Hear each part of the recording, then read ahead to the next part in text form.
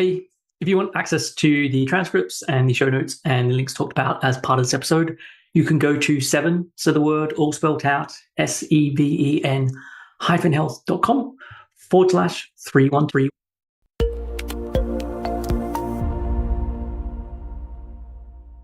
Hey everyone, welcome back to another episode of Real Health Radio. I'm your host, Chris Sandel. I'm a nutritionist and a coach and an eating disorder expert, and I help people to fully recover irrespective of how long the eating disorder has been going on. And so before we get on with today's show, I just want to mention that I am taking on new clients. If you are sick of living with an eating disorder, if it's been going on for a year or it's been going on for 30 years, I can help you to fully recover.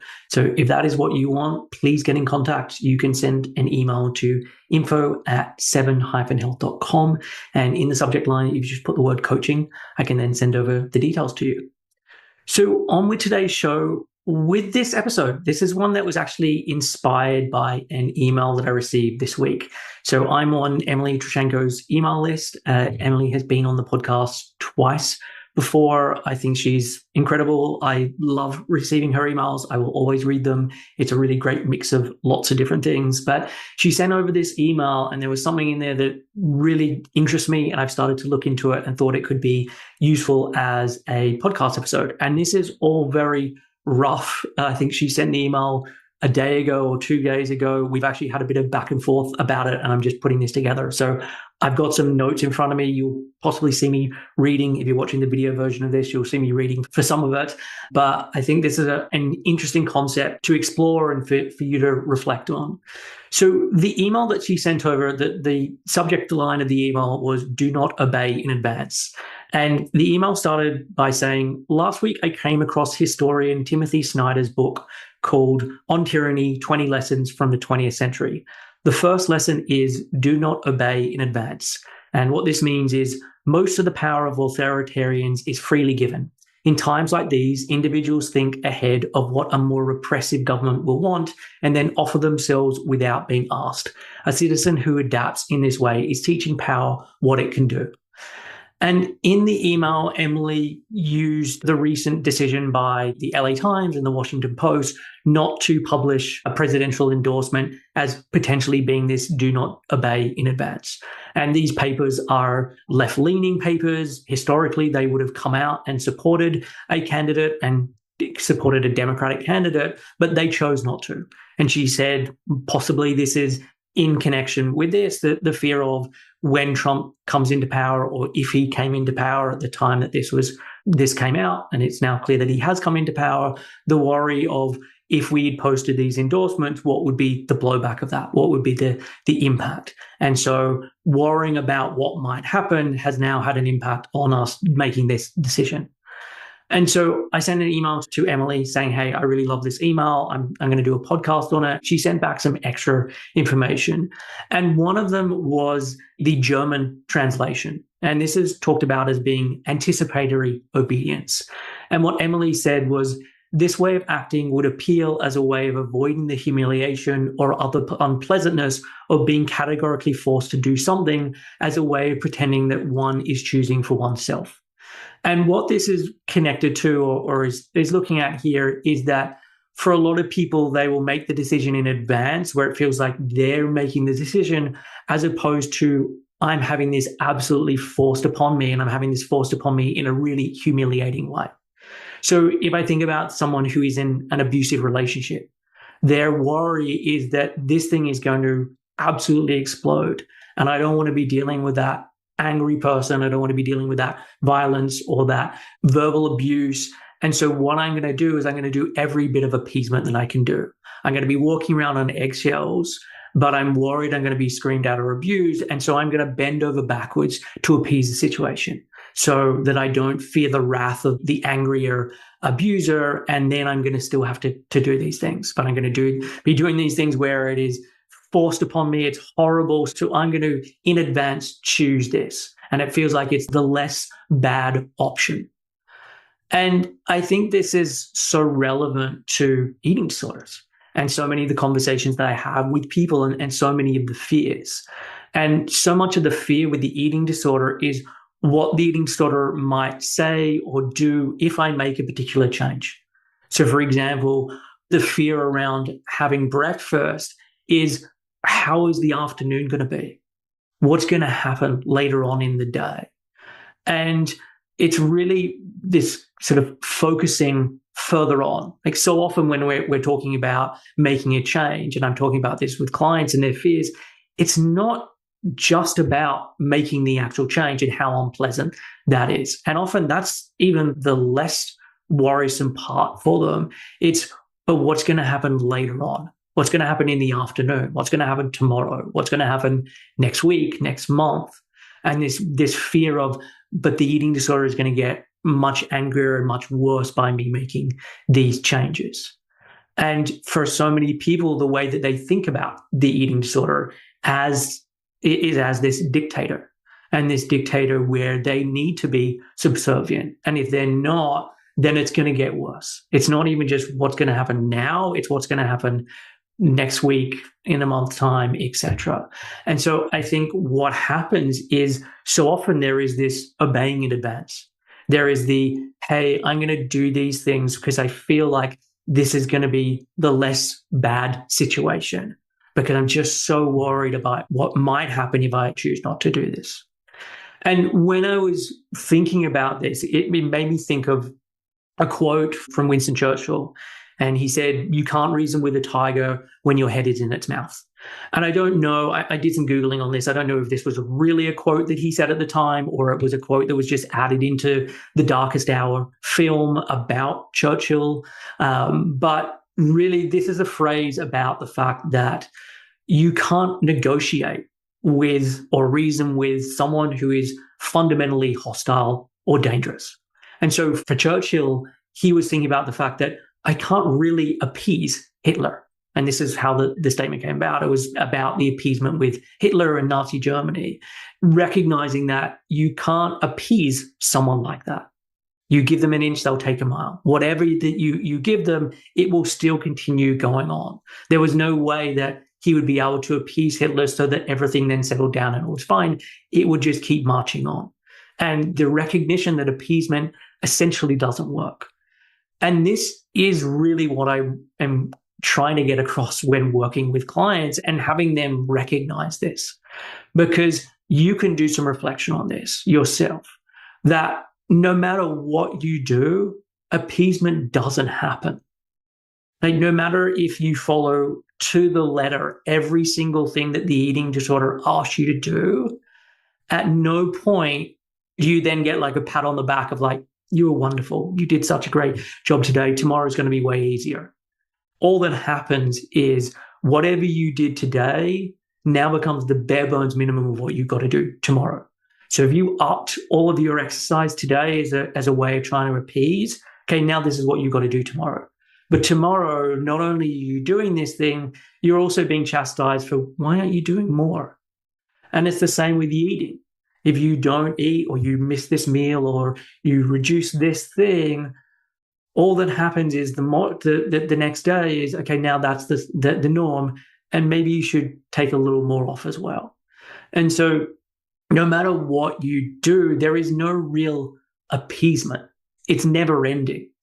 So yeah, I might get this feeling of calmness, or gosh, it feels so much easier to not have to do that thing right now. But all that does is it means that tomorrow, now this is the new norm. And so really recognizing this, because so often there's this feeling, especially for people who are doing recovery or often doing quasi-recovery, where you're making more eating disorder appease changes, and you've been doing this for a while, and it feels like, wow, I'm putting in all of this effort. What often happens is there's this point of, this is just so much. I just need a break from this. I just want to put a pause on my recovery, with the idea of, if I put a pause on my recovery and I start to do more of the eating disorder behaviors, then I'll get this real sense of relief. And the reality is that that doesn't happen. All that happens is you lose ground from where you were before. You're now in a more depleted state. If there has been weight lost, it doesn't give you this real sense of freedom of like, oh, wow, I've now got this wonderful buffer now. All that happens is now there's just even more terror about putting weight on. And there's even more terror about that snack that you used to be eating consistently and now you're not eating. The thought of bringing that back in sounds monumental. And so just this recognition of appeasement never fundamentally works, because all that happens is you just get stuck in a even more restricted situation. And when I think about this quote of you can't reason with a tiger when your head is in its mouth, the thing that also came to me is that the eating disorder is actually a paper tiger. It is something that claims to or appears to be powerful or threatening, but it's actually very ineffectual and is unable to withstand challenge. And I know this can sound like quite a bold statement, but it is true. If you start to go against the eating disorder, all it can do is throw up a lot of thoughts. And yes, it can make you uncomfortable. Yes, it can create sensations, all of these things. But fundamentally, that's it. It can't do anything. And once you could recognize that these thoughts are just thoughts, that they can't actually do anything to me, then you can see through the power of the eating disorder. Because really the only power that the eating disorder has is when you acquiesce and you follow along. If you don't do that, then it's just a whole lot of hot air. It's just a whole lot of noise, but it's not actually having an impact on you. Like, yes, it is having an impact on your quality of experience in that moment, but it's not actually able to do anything. And so the power isn't in the thoughts. The power is in the fact that you then take certain action and are obedient to those thoughts. But without that actually happening, the eating disorder is just a paper tiger. It can't actually do anything. And again, this made me think about the film The Wizard of Oz. I don't know if I've ever shared this analogy on the podcast before. I definitely included it in one of the articles I've written at some point. But I think about the eating disorder very much like seeing The Wizard of Oz. You'll know that there is a scene early on-ish, I can't remember at what point it happens in the film, but where Dorothy and the Tin Man and all of the characters, I can't remember who all of them are, but they go and visit the Wizard of Oz. And when they visit the Wizard of Oz the first time, they're in this big cavernous room. There's lots of smoke. There's lots of loud noises. There's lots of bright lights. The wizard seems all powerful, and they're all shaking in their boots. They're all completely terrified of this wizard. And the wizard tells them all these things that they need to go off and do. And they blindly go and follow what the wizard has suggested because they're terrified to do anything else. So they go off, they do all these things, and then they come back. And again, the next time they're confronted with the wizard, they're equally terrified. There's the same loud noises, the same green lights, the same smoke, the same booming voice, all of it is still going on. And then Toto, the little dog, goes and pulls back a curtain. And hiding behind this curtain in this little booth is this old man.